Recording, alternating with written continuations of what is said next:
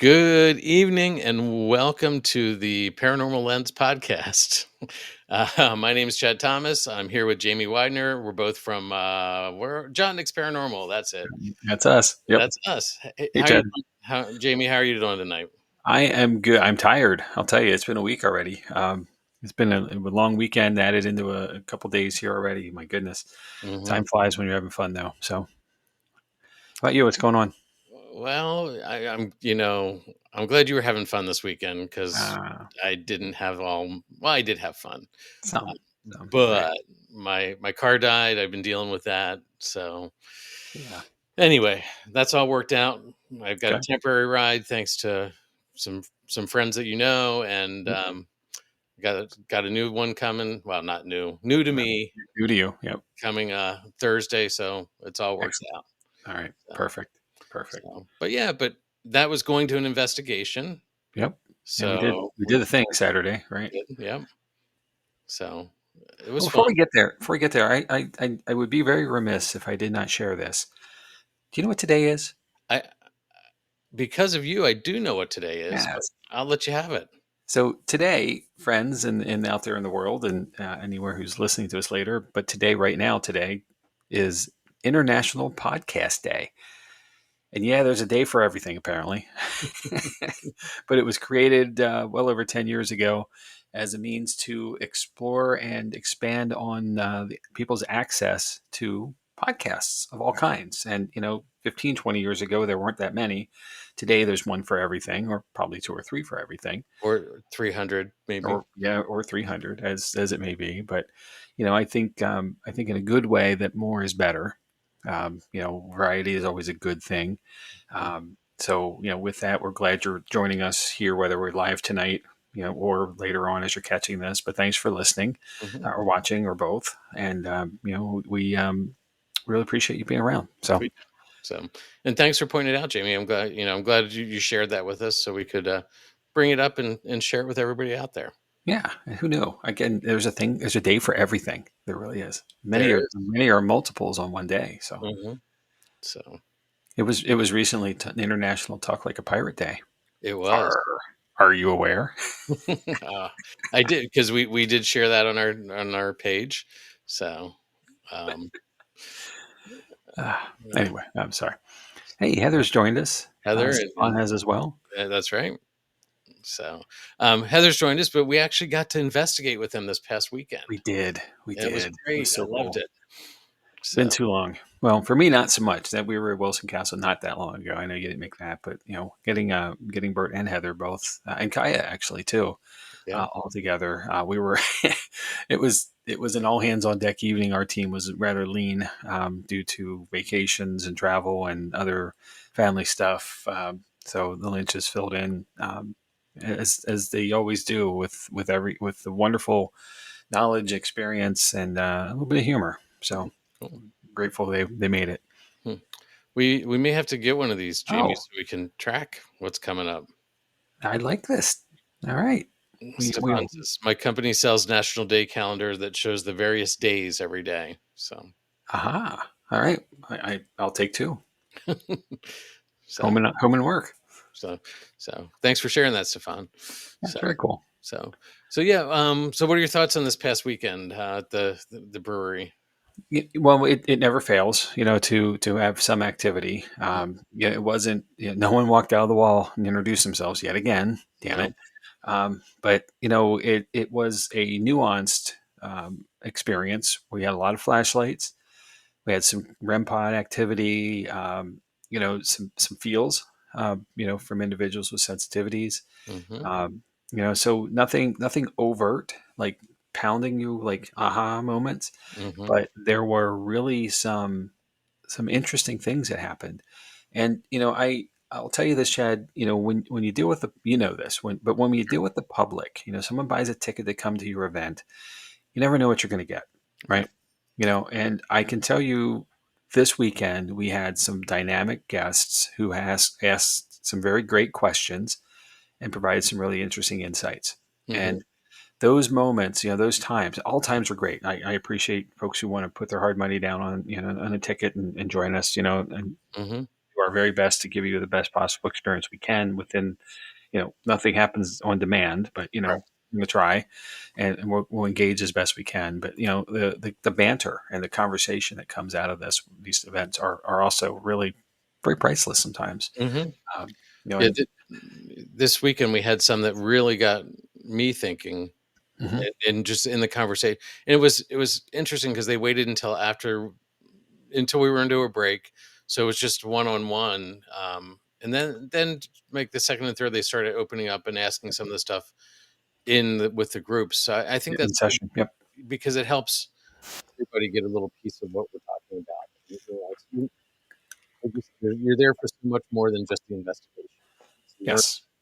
and learning comes in so many different ways. But it was cool. You're definitely right. Yeah. And well, that's, again, this is, it's the guest's investigation. We always say that it's your experience, Mm-hmm. and obviously some folks are pretty low key and laid back, don't do a whole lot with it. And some jump right up Mm-hmm. and get in the front. And, both are great. Nothing Mm-hmm. wrong with either. And I don't know that this person was either of those, maybe somewhere in the middle. Right. Um, but, I think yeah, and it helps expand the experience for everybody when people are engaged. So you learn a little bit. Right. So, and then you had the people who were there who were watching the Penn State game. Yeah, it's true. And Bert added a comment here. I just said that to Heather after a bit. They started opening up. Hmm. Yep, exactly So that. they did. So yeah, it was a good experience. So Speaking of opening up, I hear Meg is in the room. you are exactly right. Excellent. Hey, Megs. So, well, I've got an interesting show tonight, but Jamie, Okay. I have a hard time following up last week's episode. I I know, right? That was that was just a great experience. Megan was a I I don't know where to go You don't know what to say at this point, right? at Ah, this point. No, it was so much fun talking to Megan, and I am looking forward to the production. I didn't realize I had a friend in the cast, so I'm really excited now. So very cool. Yeah, I noticed today that they were starting to the Gretna Playhouse is starting to present the actors and Mhm. as in advance of who you're going to experience with. And that was really cool to start to see that happening as well as really some interesting marketing materials Mhm. that they've created. I'm sure that's Gracie's work as a publicist on the backside. So, but it's working because I noticed it. Uh-huh. So, and again, I have my tickets next Friday, so I'm very much looking forward to getting there and getting immersed in Mhm. the woods of Gretna. Yep. So, and I had so much fun. We're going to keep pushing it until it's over. So, Sure, so, absolutely. but I do have something to present tonight. Okay, So, are you ready? I am. Let's do it. Okay. Well, let's see what we got. Uh, Gotta get all my screens organized here. Tonight, I'm diving into the Forbidden City in China. Like we always do, we'll dig into the history, talk about the hauntings, and then decide for ourselves. Do we think the place is haunted or not? Hold on, Chad. I believe we might have an international guest We here. Hey, do. Amanda. It's so good to see you or hear from you. Hey, Amanda. She reached out to me tonight on Messenger, and I was busy prepping for this, so I didn't get back to you. So thanks for joining us. I really appreciate it. So, He didn't ghost you. well, Whew. but we know where they are, so we may have to get some follow up information from your episode on the That's true. catacombs. So, That's true. so, Very cool. so let's roll it back to the beginning. the Yep. The Forbidden City sits in what's now Beijing, but back during the Yuan Dynasty, the city was called Dadu. Very well timed there, Bert. At the center of all of it was the imperial city, a huge palace complex. In 1368, the Ming armies came in, took over Dadu, and renamed it Beiping, which literally meant Northern Peace. Sort of funny there. They shifted the capital to Nanjing, but the old palace complex didn't last long. By 1369, the Hongwu emperor ordered it destroyed as part of wiping out the last traces of Mongol rule. A year later, in 1370, Hongwu's fourth son was given the title of Prince of Yan, and set up his base in Beijing. About 9 years after that, he built his own palace inside the old Yuan imperial city. Fast forward to 1399, he makes his move, starts a coup, and by 1402, he's sitting on the throne as the Yongle Emperor. The very next year, Beiping got a new name, Beijing, meaning northern capital. And by 1406, Yongle had a plan, move the capital back to Beijing and build a brand new palace. That's when construction started on what we now call the Forbidden City. They actually used the layout of the palace at Nanjing as the blueprint, building right on top of the old Yuan site. And honestly, when you think about it, it's wild. So much fighting, power struggles, and destruction all happened before a single building of the Forbidden City was even standing. Wow. The Yongle Emperor began the construction of his new imperial palace that would physically and symbolically be the center of his reign. Over the next 14 years, more than 1 million laborers quarried marble, baked the famous golden bricks, and hauled timber, including the precious Phobie logs, to assemble what would be completed around 1420. The result was an immense, strictly arranged complex, a ceremonial outer court for state business, and an inner court for the emperor's household.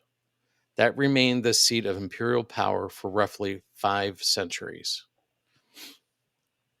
We don't even have 5 centuries worth of history here in our country. Right. I mean, Native American, but you Right. know, our history. Right.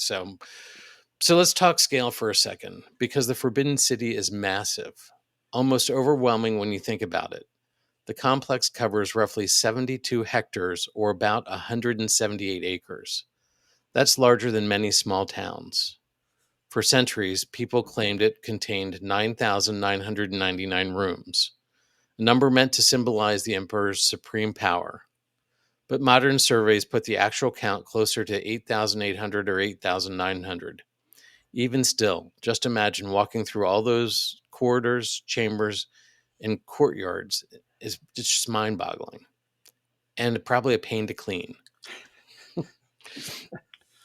Now, everything about its design was intentional.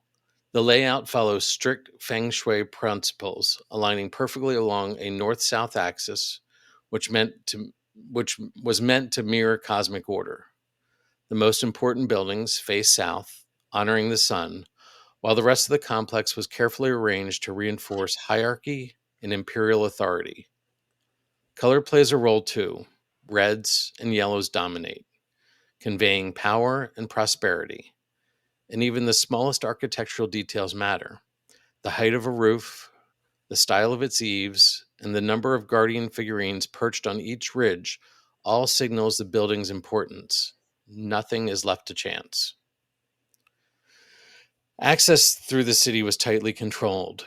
Gates were both physical and symbolic barriers. If you didn't have permission, you didn't enter. Ordinary citizens, no matter how brave or desperate, were barred from the inner areas, hence the name Forbidden City. The palace was both a fortress and a stage, a place where ritual, ceremony, and protocol were performed on a grand scale. Some of the structures are breathtaking. The Wu, or Meridian Gate, dominates the southern entrance. Its wings stretch out like paws of a guardian lion, almost daring intruders to approach. At 125 feet tall, it is one of the tallest structures in the complex, and served as a backdrop for imperial proclamations and ceremonies. Beyond it lies a massive courtyard, spanned by the Golden Water River, crossed by 5 marble bridges, each meticulously carved and perfectly symmetrical, leading directly to the Gate of Supreme Harmony. You step through that gate and you enter the outer court, the political heart of the Forbidden City. This is where the emperor conducted state affairs and received his subjects. The 3 main halls rise from a triple-tiered marble terrace, overlooking a plaza large enough to hold tens of thousands of people. At the center of the hall is Supreme Harmony. At the center is the Hall of Supreme Harmony, the largest and most imposing building in the complex. This was the emperor's throne hall, the very center of imperial authority. Flanking it on either side are the Hall of Central Harmony and the Hall of Preserving Harmony, spaces where the machinery of government hummed day after day. If you move farther north, you move to the inner court. This was the private world of the emperor, his family, his closest attendants. Here, life followed strict rules and schedules. The inner court contained the emperor's living quarters, the empress's palaces, and the residences of concubines, servants, and hundreds of eunuchs. At the northern edge of the inner court lies the imperial garden, a relatively small but exquisite 3-acre oasis. Its winding paths, koi-filled ponds, and flowering trees and decorative pavilions contrast sharply with the rigid symmetry of the rest of the city. At its center stands the Hall of Imperial Peace, a Taoist temple where the emperor could escape the pressures of court life, meditate, and seek harmony. The Forbidden City remained the seat of power until the fall of the Qing dynasty in 1911. After Pui, the last emperor, abdicated, he was allowed to stay in the palace for a short period, but he secretly left in 1924. Over the centuries, wars, revolutions, and neglect caused damage, yet the complex endured. In the 20th century, restoration efforts brought many of the structures back to their former glory. Today, it's preserved as a UNESCO World Heritage Site and managed by the Palace Museum, which protects much of the imperial collection. But the Forbidden City was never just about buildings. It was a living, breathing, highly policed social world. Thousands of people lived and worked there at any given time. Scholars, officials, eunuchs, concubines, and servants. Their lives were tightly controlled, bound by protocol, and often fraught with tensions. Concubines were selected as young girls and raised entirely within the palace walls, trained to obey and endure. Eunuchs wielded influence, but their power was precarious. Jealousies, betrayal, harsh punishments, and occasional suicides were not uncommon. Whole careers and entire lifetimes were shaped by the hierarchies and the rules of the palace. It's in this charged, intense atmosphere that the palace's ghost stories take root. All that ambition, fear, and human drama, the desperation of powerless, the scheming of the ambitious, and heartbreak and loss creates fertile grounds for restless spirit. The same walls that symbolized imperial power also witnessed incredible human suffering. That's why the Forbidden City isn't just an architectural marvel. It's a place where the past seems to linger and where the echoes of history can feel almost alive. And it's in that tension between grandeur and secrecy, power and suffering, that sets the stage for tales of hauntings we're about to explore.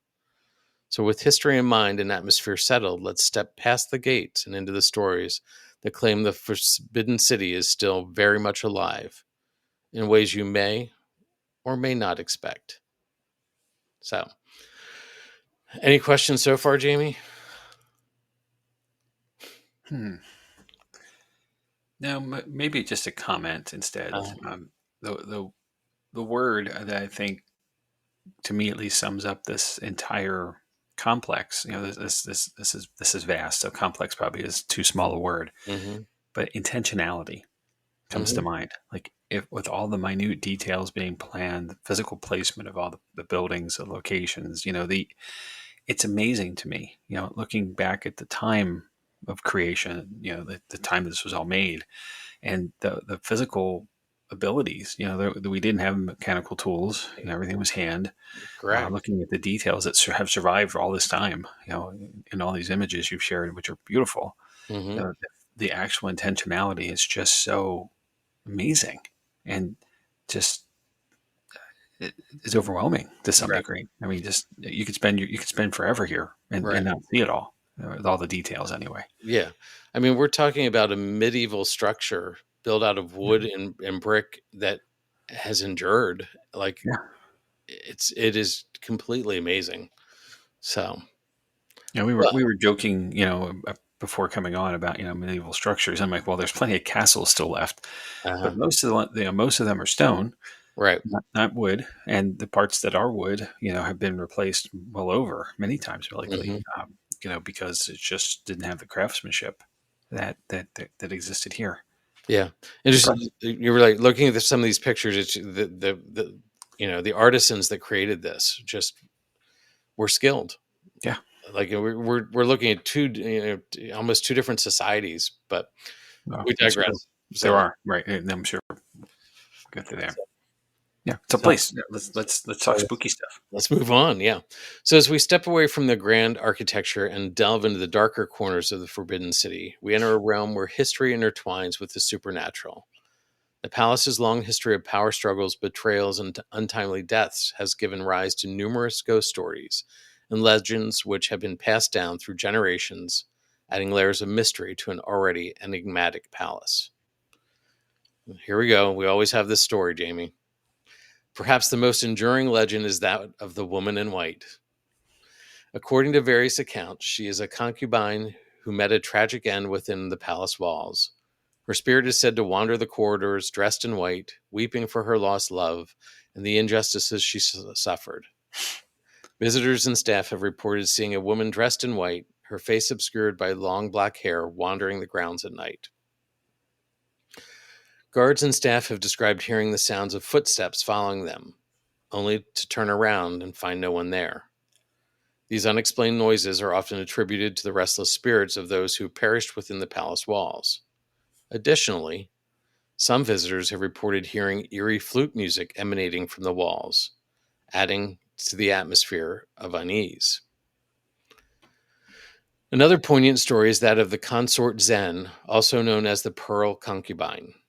Believed to be the most beautiful woman in the palace, she was born in 1876. Her relationship with the emperor was forbidden by strict rules of the imperial court, leading to a tragic end. Her spirit is said to haunt the Forbidden City, searching for her lost love.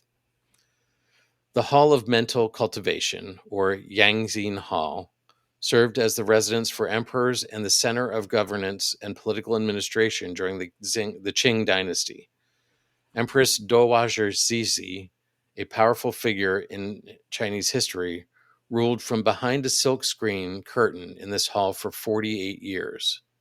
The hall's quiet and dusty interior, rarely open to the public, has become prone to widespread pest breeding, posing challenges into the preservation of cultural relics. This isolation in Hall's history also can contribute to its eerie stories. There have been numerous reports of strange occurrences and unexplained phenomena within the Forbidden City.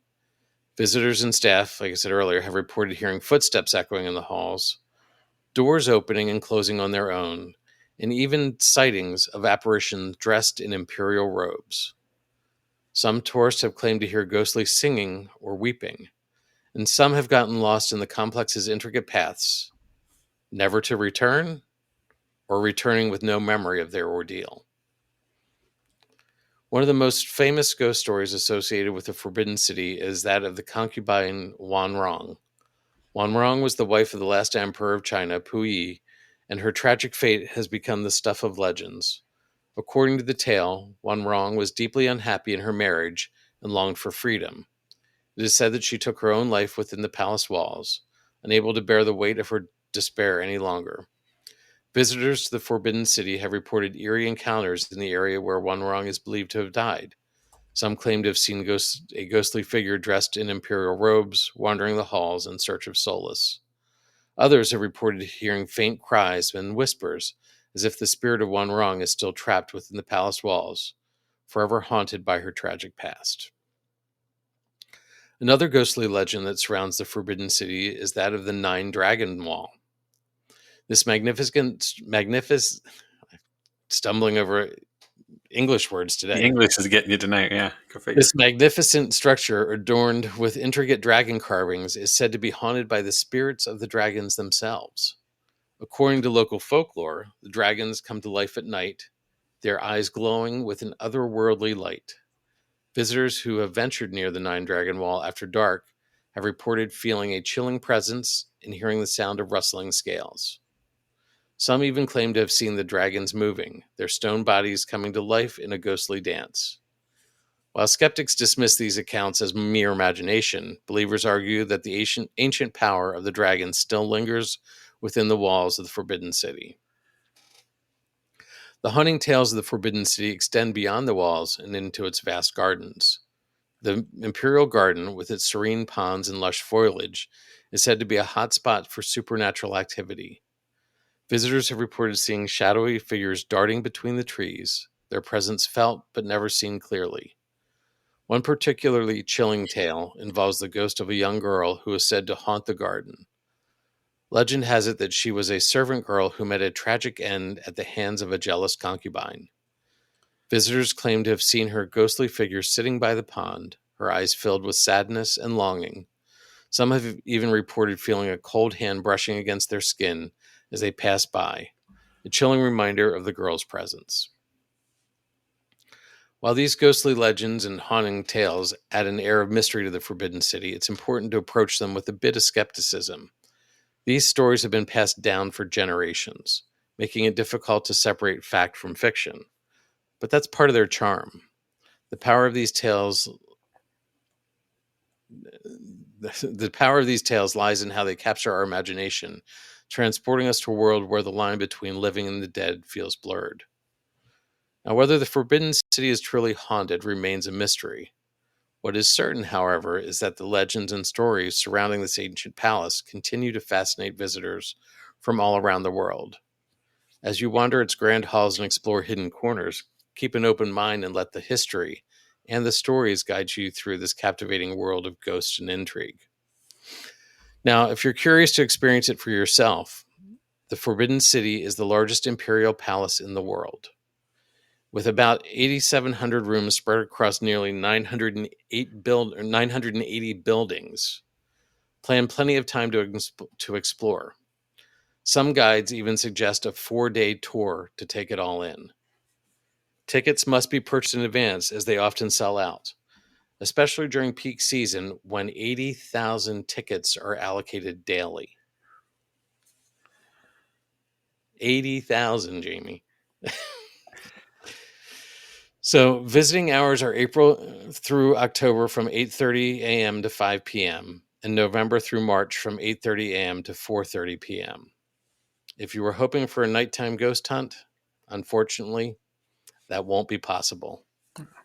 The palace closes well before dark and no after-hours exploration is allowed. Still, even in daylight, the sense of history and perhaps a lingering hint of the supernatural makes the experience unforgettable. So, as I wrap this up, remember that the Forbidden City is more than a historic place. It's a repository of human triumph and tragedy.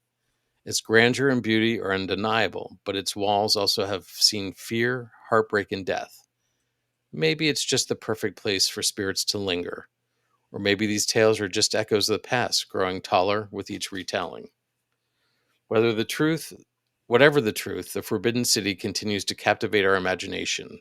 Its stories, both historical and supernatural, invite us to look closer, listen carefully, and maybe, just maybe, feel a chill as we walk through its shadowed halls. So I think we have a little bit to unpack here, Jamie, but let me cite some sources first. Yeah, of course. First, I have the www.thechinajourney.com / and these words are all separated by a dash. How big is the Forbidden City in China? www.discoverbeijingtours.com / forbidden city. bkps.co 2020 / 2024 / is the Forbidden City haunted, with dashes in between those. www.britannica.com /topic / forbidden city. moonmausoleum.com / the secrets of Beijing's haunted forbidden city, with dashes. And lastly, chinasforbiddencity.com / why is some ghost stories of the Forbidden City still told? I think that's everything. It's a lot. It's a lot. Mm-hmm. Okay. So, Well, before we discuss, let me catch up to some comments that came through while you were sharing. mm-hmm.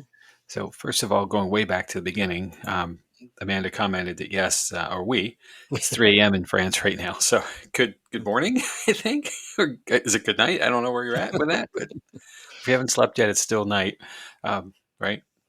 Yep.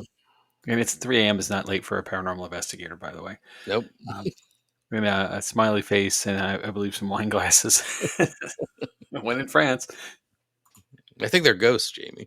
they could be. You know what? I'm sorry. There they are. Okay. I like the wine glasses too, though. I don't know. Hmm. Maybe ghost with wine glasses. Now we're on to something. All right. And then the next, come investigate France. Let's do it. Yep. Yes, ma'am. We'll be on the next Concorde. They don't fly those No, anymore, they right? don't. No, I don't. Yeah. Oh wow. And it's they're talking now about the Forbidden City and so Hmm. beautiful too. What irony. Yep. Comment from Bert. Love to investigate in France. Going back to Amanda. Huge Templar presence there. I agree Hmm. with that. Coming back into the episode with the context, why is she always in white for the woman in white?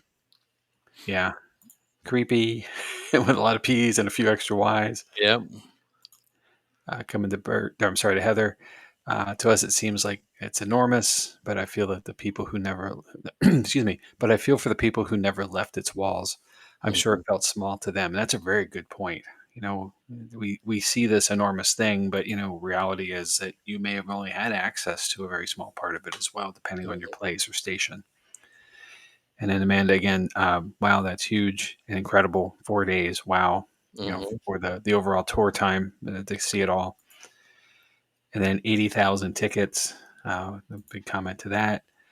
Um, they were ghost silly, haha, and I think gets us caught I up. think that's it. So So, Jamie, let me throw a few facts out there that I included, but so there were 1 million laborers that, like I said earlier, there were 100,000 artisans who worked on this.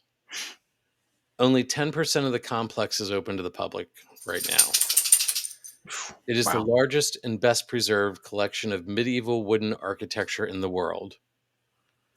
And the Palace Museum in the Forbidden City holds more than 1 million rare and valuable works of art, a sixth of the total number of cultural relics in China. it's a lot. Yeah, this whole thing is amazing. Yeah. And jump on another comment here too from Bird. I love Chinese and Japanese traditional culture. Um, maybe because of Karate Kid. Well, maybe, Maybe. maybe. Hmm. And Stefan has commented, some societies appreciate their history better than others. And that's a very well made point, sir. Hmm. And Amanda, a historical time capsule, and that it is. It is. So, and we were just, I mean, as a world culture, we are so lucky that this was not destroyed Yes. and has been preserved. Yeah, it's just amazing. Well, I can't help but think of this in a different way that, it's to the point of that is, we are one misplaced candle or a spark from a fire away from having a stick built city Hmm. go. It wouldn't take much. We've seen like the Great Fire of London took out half the city. And we've had the fire in San Francisco back in our own time. Our own world here in the U.S.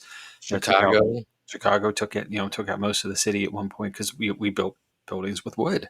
We Hmm. didn't have better resources yet. So and wood was plenty. So we are so fortunate that none of this negative impact type opportunities happened to the city there because it wouldn't be with us. It's irreplaceable. Right. I do want to I want to note something too. With 80,000 tickets per day, you think about we see at our investigations we see 30 maybe 40 people. Hmm. You know how hard it is to make sure everybody's out of the building. One building. I can't imagine like Holy cow! it just it's mind boggling. Like, and 980 buildings.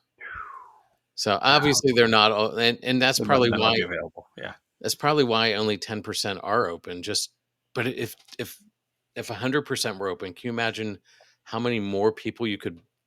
it's still 90 buildings. That's a Right. lot. You Yeah. know?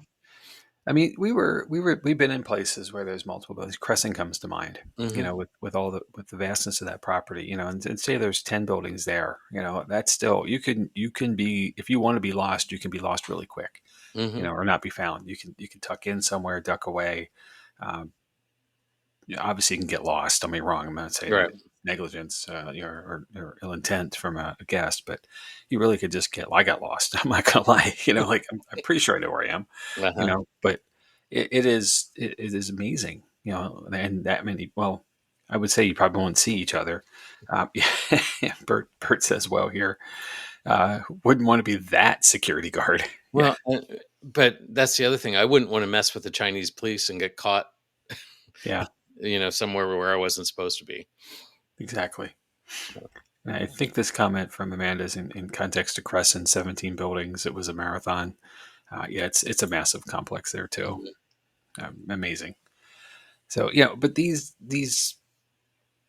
that part of it is one thing, but the 4 days to me makes sense because of all the culture and Mhm. the just to look at art. I mean, you can buzz through a space, and look at everything on the wall and go, okay, cool, got it. But to Right. digest it, to really appreciate it, to see the nuance of it, you got to stand there for a while. You got to be with it for a minute. And that's where a lot of the time comes in. But even still, I'll change gears to say our own investigation that we did out at Trans Allegheny Lunatic Asylum.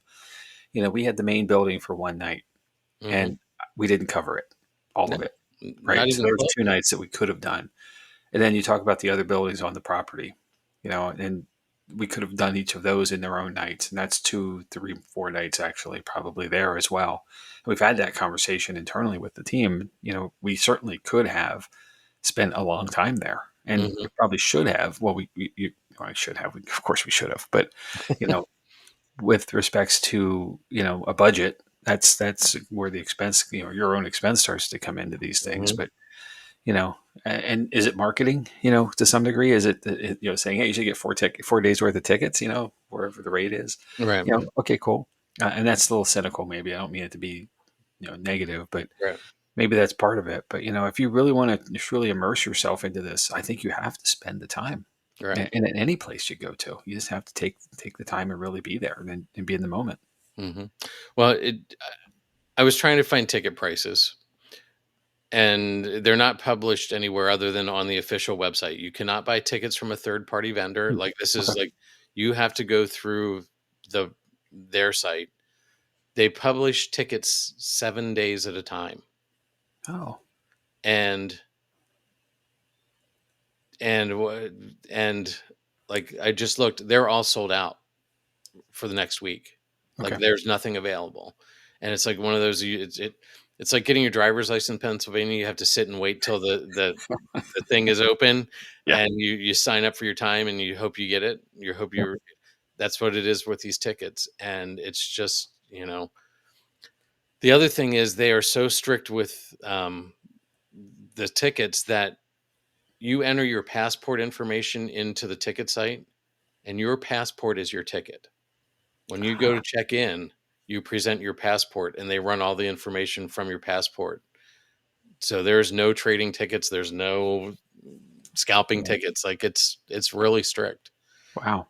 So, and I didn't even look into what you can take and can't take into the like, Oh, sure. yeah. So,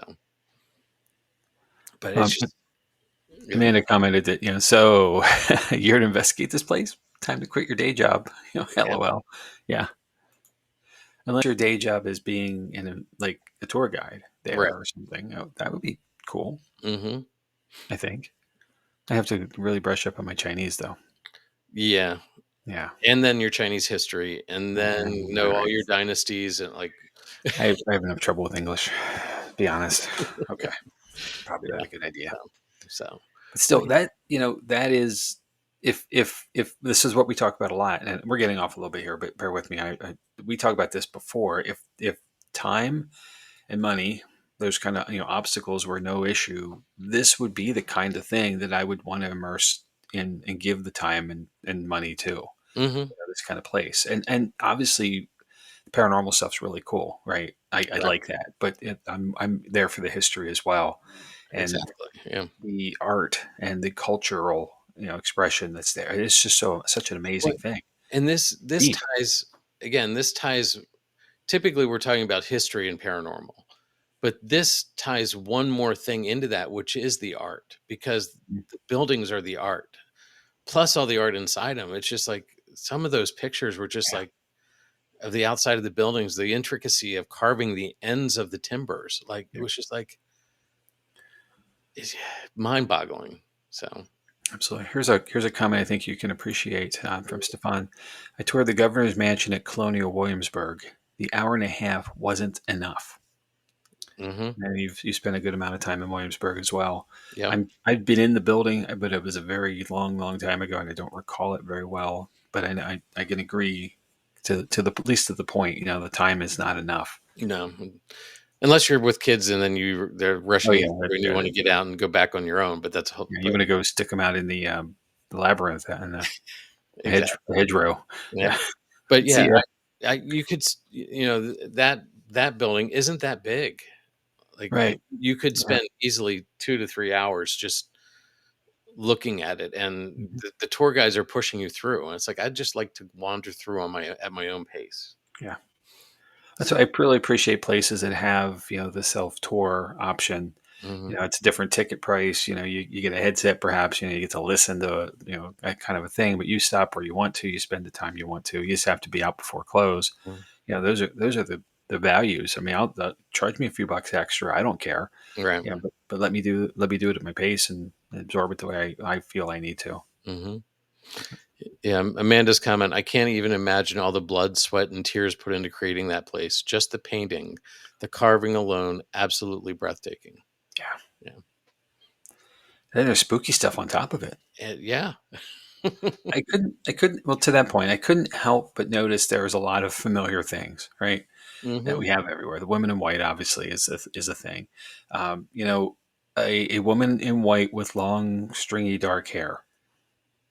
That That covers is the her plot. face. Yep. That is the plot to The Ring, by the way. Um, so hmm not cool, Right. not cool. But the idea that we can't our minds take us to a thing, right? And I think this is somewhat maybe that it's pareidolia, maybe power suggestion, certainly, but we put those, that we have that image in us because it's been presented to us so many times, and then we come across something that has some striking resemblance to the premise of a ghost. And regardless of what it is, we put it there. And I'm not knocking anybody's claims. I'm certainly never going to do that. It's not my place. I wasn't there. I'm not that person. I Right. believe you, whoever you are. But, it's such a familiar thing. And here we are all the way around the world, that we have the similar things, the footsteps, the sound, the motion sounds, the doors opening and closing, the activity when there should be no one there. Those things, the sound of music, the flute music you mentioned, um, singing, another one that's obvious, that is definitely an audible thing. It's hard to mistake it, Right. especially in a place where there really shouldn't be any. Right. It's not like you're going to get somebody's radio coming from the third floor apartment, as you're walking down the street, right? Right. So, or some boombox somewhere, whatever. It is absolutely amazing, Yeah. that there is such consistency around the claims, and uh, impressive to say so as well. Right. And Stefan says 1 million laborers over 14 to 15 years is a huge number. Yeah, Yeah. And absolutely. then add on top of that the artisans, because you're again two different classes of people working together to create this. I mean, just the amount of lumber that needed to be harvested, the marble, like the Yeah, bricks, like mind-boggling. not a small scale event. This was huge. This was planned. hmm And the intricacy of it all, like the detail intricacy hmm as well. There was the whole front end. The manual labor part is amazing, and no doubt about it. But Right. the planning details to get to the labor in the first place, it was extensive as well. hmm And that's never going to be documented as far as how much it took. But Right. the labor is impressive though. It makes some of like the European things that were done look minuscule and Some, sure. unplanned. I mean, this is on the scale of the Great Pyramids, like the Yeah. intricacy of it. It's just, again, I mind-boggling keeps coming to mind. I'm just can't come up with another word for it. So Oh, yes. The comment from Stefan here as well. The European societies couldn't even scrap together a tenth of the manpower, and that's fair. hmm With the well, first of all, with the feudal kind of efforts, with independence and of different community, it wasn't one controlled element as it was in China with the emperor. yeah.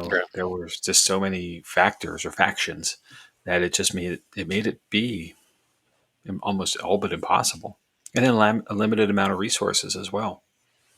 hmm So what do you think, Jamie? Do you think this place is haunted?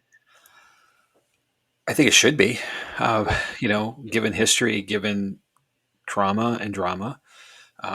You mentioned one of the consorts who had a relationship back in 1876 or so hmm with the emperor, and her spirit still exists there. And it takes me to, I say this, like, I feel like I say this every week, but where there's passion, there's energy. And when there's Right. energy, there's activity.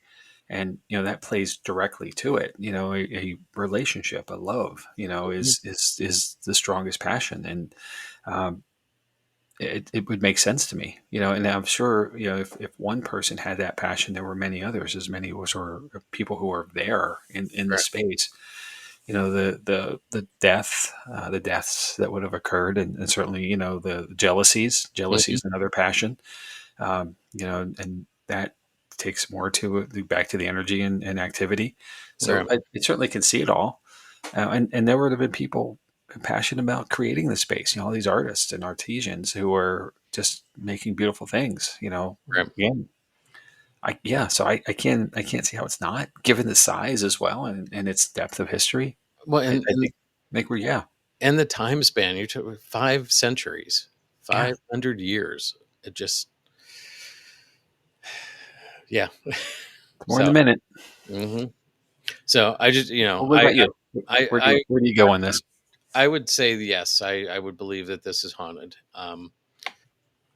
The fact that they do close at night, part of that is probably because it's going to be hard to wrangle people out of there after dark. Yeah, It's probably hard enough during the day, but um, but probably, that's when it's dark and quiet is when you're going to get more activity. sure. So I'm sure that they want to keep that exposure to a minimum. We're learning that more and more about places wanting to not hide the paranormal, but keep it as low Yeah. key as possible. So, but yes, I would agree that I think this is haunted. So, I would still step back to Amanda's comment here. Love, envy, passion, pain, loss, loneliness, happiness, longing, all of those create mhm. energy, and therefore energy and activity. So, yeah, well, Yep. well said, Amanda. And Bert, OSHA didn't exist, so there were deaths during construction, Mhm. equal haunted. So, So, well well, said as well. yeah, and unfortunately, I don't mean this as unfortunately we have OSHA. Fortunately, we have OSHA in this country. Right. I worked in a third world country for 3 years, where we didn't have Mhm. a entity like OSHA. Every project that they built, you expected 1 to 2 people to pass away. It was just part of the process. Acceptable loss. hmm Yep. And it doesn't seem like in the world we live in that should be a thing, but it was. Third world countries are a whole different thing. So Yeah. so so Stefan says here the anime, the Apothecary Diaries, explores a version of the Forbidden City. Ghost stories are part of the storyline. The one story is similar to the Woman in White. So, Ah, okay. mhm. I also will note that the Last Emperor parts of that were filmed within the walls of this city. Yep. So I was thinking there's more than that too. There's another, drawing a blank, was a feature film that was filmed there with special permission and mhm. limited access. Amanda says here that definitely haunted, I think. I feel that there is no way all that energy could just dissipate. Yeah, I agree. I agree. Yep. Well said. So, All right. well, Well, I think we're all on the same page on this one. I agree. Yep. So, Good topic. yeah. That was cool. I learned And something. I learned a lot, actually. yeah. And as I said to you earlier, I just scratched the surface of this. Like if we wanted, we could break down this show into probably 15 more shows and talking about different eras and like, Sure. but we're not going to do that because there's plenty of other topics out there. So, Maybe but to revisit sometime. yeah, Sure. maybe. But speaking of other topics, Jamie, Yes. Yes. We're moving on. yeah, Uh, it's the Next, small print again. I'm sorry. I got it. I got it. I got it. I got glasses on. I moved the monitor closer here too, Uh, so I'm not quite as blind as I usually am. Um, so next week, I'm going to discuss the mysteries of Mount Shasta in Northern California. I'm going to tease this just enough here, I think, but this conversation is going to be around a lost civilization, perhaps a hidden city inside the mountain, UFOs, and Bigfoot. all in So one episode. all in one episode, dude. It's going to be Oh, great. I the more I started digging into this the other day, and then the more I went, the more I'm finding, and I'm like, this is epic. So uh-huh. I hope to do it justice. I really do. I'm going to try my best. I'm sure you will. After that, on the 14th of October, Chad is going to go with the Endless Hallways, Secrets of the Winchester House, staying in California as well, and coming back to the hauntings of the Virginia Historic Triangle. Speaking of Williamsburg and Hmm. some of the areas around it, so Yeah. that's also Chad there. And October 28th, I'm going to take on Abducted, the Travis Walton UFO encounter. It is basically the 50th anniversary of his experience that week. So if you don't know who Travis Walton is, an individual in a lumberjack in Arizona was abducted back in um, 50 years ago. It was 1974, so or 75. And a UFO abduction that became quite famous. The film Fire in the Sky was based on his experience. Been well documented through the years. And Travis is still living. Unfortunately, I couldn't figure out how to get a hold of him. And I'm sure he's probably done with us folks like us by now with this long, the span of his lifetime. But I hope to do justice to that one as well. But that one's one that's interested me for a very long time. We haven't really done anything UFO related, especially around abduction. So Yeah. I think it's time. Hmm. And November 4th, we talked about November already. Holy cow. Celebrating spirits, the tales of Dia de los Muertos, the Day of the Dead, Hmm. right after Halloween, of course. And then I'm going to go on November 11th, the Haunted Stronghold Tales from the Castle of Good Hope in South Africa. Yeah. So, Cool. And I'm just going to throw it out there. We got Mr. Dills lined up again. yes, coming soon. Yeah, it'll be a little later in November. Hmm. So get your popcorn, go to the bathroom. Steve's coming. So, yeah, I'm hoping to jump on for part of that, but I will be on vacation. You're on assignment, so I I totally am. understand. So, Yeah, I'm gonna be flying solo at least to start this. So hang on, folks. I don't know how any of this stuff works, so we got to get a crash course in the next couple weeks. So so uh, we'll probably be okay. Don't worry. I'm sure you'll be fine. So, All right, all right. Well, I had fun on this. Oh, we've got more. we got more. We're not done yet. We're not done. So as we talked last week with Megan Baum, the managing director at Gretna Playhouse, the Gretna Theater, they have coming up Whispers in the Dark, Chilling World of Urban Legends. Tickets are still available, although they are going fast. It runs October 9th, 10th, 11th, and also then on the 16th, 17th, and 18th, so Thursday, Friday, Saturday, the week after. Tickets are available at www.gretnatheater.org. Go check it out. Chad and I are going to see it separately in different weekends. And it is an immersive experience. You get to walk through the woods and have vignettes of various urban legends presented to you. It is a theater event, Hmm. um, but there is the porch and pantry is available as far as some snacks and stuff go along. A couple of warm cider won't never hurt, right? Hmm. Maybe a s'more or two, but get out and then if you're at all in the Mount Gretna area here in South Central Pennsylvania, get your tickets, get there, and enjoy that experience. And I'm getting a backstage tour, Jamie. I'm excited. You are. That's Yeah. right. That's so cool. All right. And then there is more. So Mhm. investigation wise, we have a couple public events coming up, but they're starting to sell out. We have 4 tickets left for October 11th. And October is definitely spooky season. Mhm. And our investigation on October 18th officially today sold out. So there we might get tickets added to this one, maybe just because of where it is in the calendar, so close to Halloween. But at this point, it may not happen. But if you really want to get there, and you just have a burning desire, reach out to Chad or I, touch base here through the episode. The show, we'll share our email address here in a minute. Just touch base with us, see what we can do for you. Yep. No promises, but we'll try our best. And then the next event after all of that is on November 8th, and there are about 25 tickets left there. So that one's still plenty of availability open to it. But that will start to go as we get closer as well. Mhm. But Booby's Brewery in Mountjoy, PA is our home base. For those who don't know us very well, South Central Pennsylvania. It is on the National Historic Register. We get to investigate the Central Hotel, which is the main original part of the building. The Alois Bar, which is, again, the original bar for the property, and the Booby family home above on the ballroom level, and then all the way down 43 feet underground in the catacombs.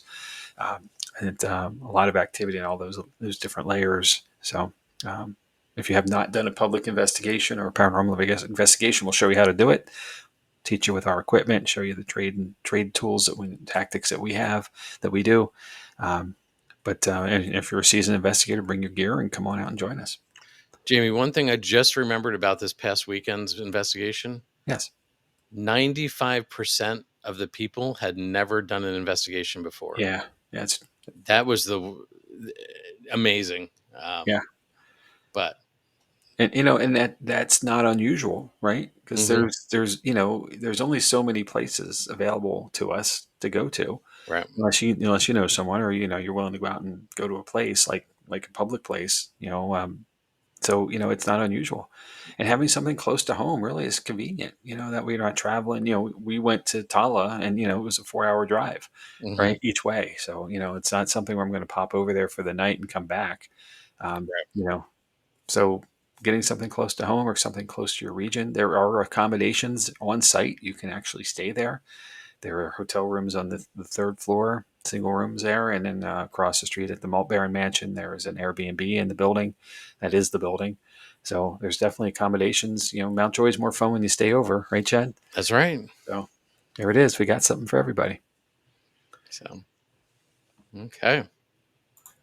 All right, and finally, how to find us. Now, obviously, you're here with us tonight on this live episode or catching us later on all the streaming services. But if you're curious about us as a team and all the things that Jotnick's Paranormal offers us as Paranormal Lens in the podcast, you can find us on Linktree, which is linktr.ee/paranormal lens, all spelled out. And there's lots of cool stuff there. All the links to all of our socials are there. We also have a store. We can get Paranormal Lens gear and such. So Christmas is coming. Not a bad time to get a T-shirt or a travel mug, some In- candles. Because International Coffee Day is coming on October 1st. International Coffee Day. There's an international day for everything. Right. You need to get that calendar from Stefan. Yeah. We'll make sure we don't miss anything. So, But yeah, with that also, though, our email is paranormallenspodcast@gmail.com. If you've got something to share, as far as a thought for an episode, something that you're just like, hey guys, you have to talk about this, we're all open for it. mhm. We've done lots of listener submissions. We're certainly going to do more as they come. Give us a little time to research it, of course, but make sure we we present it correctly. we actually got a guest submission last week from Megan after we went off We the air. did. We did. I saw you put it on the schedule. So I'm excited. That one's going to be interesting. yeah, it is. I'm going to throw it out there. She said, "How about paranormal in the law?" Because her degree is in law, Yep. and they had to actually study some stuff on it. And I'm like, I didn't even know it existed. So so I'm looking forward to this one too. yeah. I was looking at the schedule, thinking about it, and I saw you put it there. I'm like, all right, cool. Well, as long as one of us gets to it, Yeah. that's what matters. So yeah. So it's gonna be fun. I'm looking forward to that. But but again, we want to thank everybody who came and joined us tonight, everybody who's going to watch us in the future or listen to this as a podcast. The only reason we do this is because of our viewers and the people out there watching us. So we want to say thank you. we enjoy doing the research, but it would just be boring if the two of us presented it to each other. So, Yeah. again, thank you for watching. Thank you for taking the time to spend an hour with us, and coming back every week that you do. So, Yep. Absolutely. Thank you so much. so any other closing thoughts, Jamie? Oh, man, I got all these places we got to go now around the world. We need to get that paranormal plane we keep talking about. Gas Uh-huh. it up and go. So, Goodness. Yeah, yeah, great topic tonight. Thank you so much. It was enlightening. yeah, Really my cool. And my pleasure. So, nice to hear from Amanda and mhm. Kelly and you guys out over in France. We miss you guys. Glad you're doing well there. Um, Keep in we touch. never know. We show up in weird places, so you never know. Um, but we'll call first. Don't worry. Yeah, definitely. So well, on that note, I think we'll wrap it up. The Forbidden City is a place where history and legend meet. Whether you believe in ghosts or not, the past lingers here. So stay alert, stay respectful, and stay curious. Good night, everybody.